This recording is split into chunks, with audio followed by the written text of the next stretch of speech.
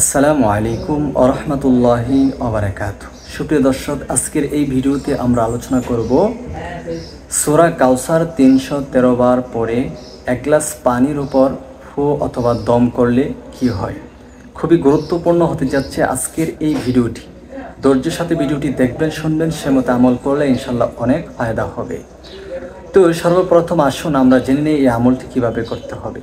এই আমলটি করার জন্য কাছের একটি ভালো গ্লাস আপনি ভালোভাবে ধৌত করে এক গ্লাস পানি আপনার সামনে রাখবেন। তারপর আপনি পবিত্রতা অবস্থায় ৩ বার ইস্তেগফার আদায় করবেন, আস্তাগফিরুল্লাহ আস্তাগফিরুল্লাহ আস্তাগফিরুল্লাহ।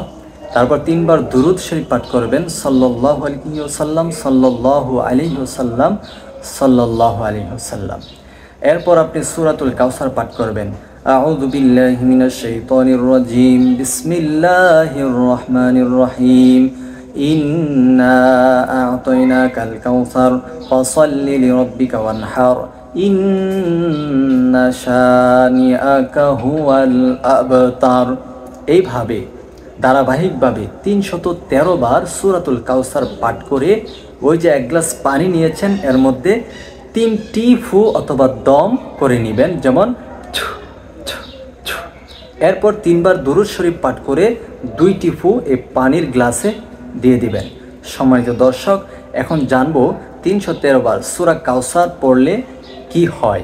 এই বিষয়টা জানার পূর্বে আপনি যদি আমাদের এই ছোট্ট চ্যানেলে নতুন এসে থাকেন, দয়া করে চ্যানেলটি এখনই সাবস্ক্রাইব করে ফেলুন, ভিডিওটি শেয়ার করে সবার মাঝে প্রচার করে দিন।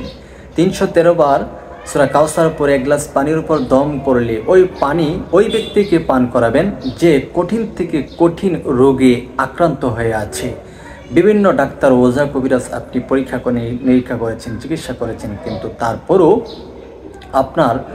আপনি সুস্থ হচ্ছেন না অথবা আপনার আত্মীয় স্বজন সুস্থ হচ্ছে না।